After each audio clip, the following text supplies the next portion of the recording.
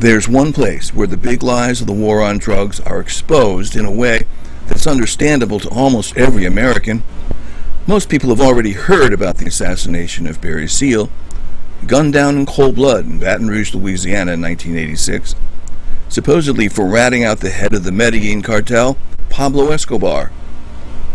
If Americans knew who really ordered Seal's murder and why, it might help stop the endless war on drugs in its tracks.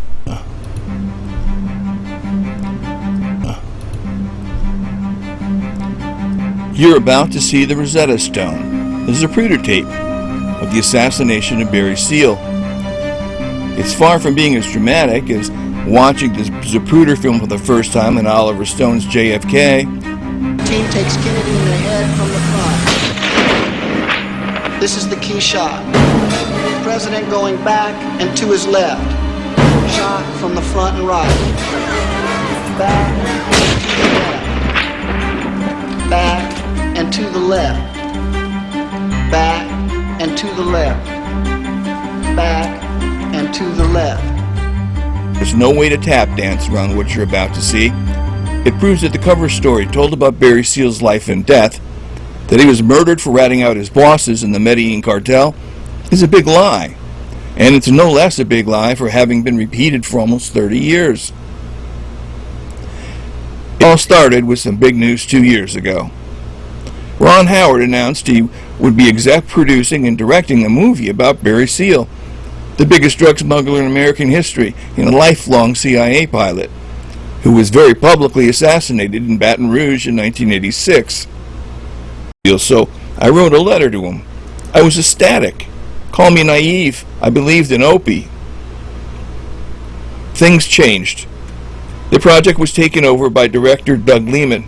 Tom Cruise was announced as a star. Hey, I like Tom Cruise movies, but it's hard to think of anyone in Hollywood who looks less like Barry Seal. While in Colombia shooting Tom Cruise's new Mina movie, 2 men died in the crash of a twin-engine plane. Both men's backgrounds read more like those of spies, spooks, drug movers, and clandestine agents than pilots on a film shoot. Tom Cruise's new movie Mina was described the same way in every news account. It was about famous drug smuggler and CIA pilot Barry Seal, who was assassinated for helping the DEA try to capture cocaine kingpin Pablo Escobar. Barry Seal was assassinated on a drug war night of the Long Knives. In addition to Seal, the Medellin Cartel's number 2 man, Pablo Escobar's second in command, was murdered. So were 2 other cartel honchos, all murdered on the same day in coordinated hits. No drug cartel whacks its own top lieutenants, certainly never all at once. Here it is, from an enterprising local TV news anchor on the night after the assassination. And the investigation into the assassination of Barry Seal. Reporter Dana Kay has the story. Metro News has learned that there were a total of 4 drug-related killings the same day Barry Seal was gunned down here in Baton Rouge. And all of them seem to have been connected to the same drug ring operated out of Colombia.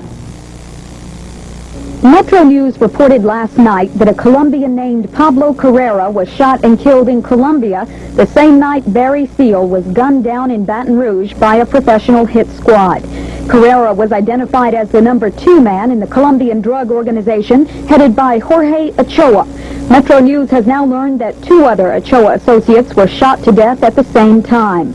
Another Colombian, Pablo Ochoa, was executed in Colombia, and the 4th Ochoa associate to die was a woman identified only as Barbara. She was killed in Miami. So there you have it. We can't keep Doug Limon, Tom Cruise, and their backers in U.S. intelligence from tampering with our history, but we can make them pay, at least a little, by letting them know that we know